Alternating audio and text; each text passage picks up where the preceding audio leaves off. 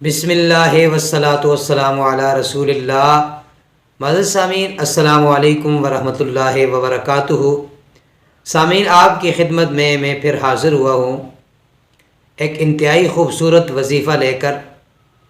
اگر آپ دشمن کے شر سے محفوظ ہونا چاہتے ہیں، چاہے کتنا ہی بڑا آپ کا دشمن نہ ہو، یہ جو اسم مبارک میں آپ کو بتانے جا رہا ہوں، اس کے بہت ہی خوبصورت اثرات ہیں۔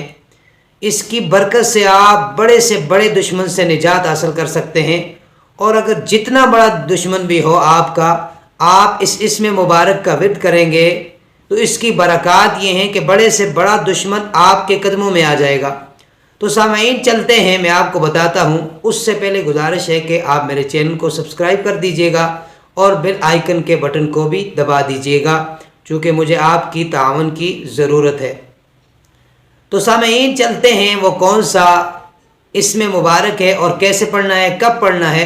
تو سامعین، یا رحمان و یا رحیم، یا رحمان و یا رحیم، یہ اسم مبارک ہے، اور اس کو آپ نے ہر نماز کے بعد 21 مرتبہ پڑھنا ہے اور 21 دن پڑھنا ہے۔ پھر اس کے اثرات آپ خود دیکھ سکتے ہیں۔ چاہے جتنا بڑا ہی دشمن کیوں نہ ہو، آپ اس کا ورد کریں گے، 21 دن کے اندر وہ دشمن آپ کے قدموں میں آ جائے گا اور دشمن آپ کا زیر ہو جائے گا۔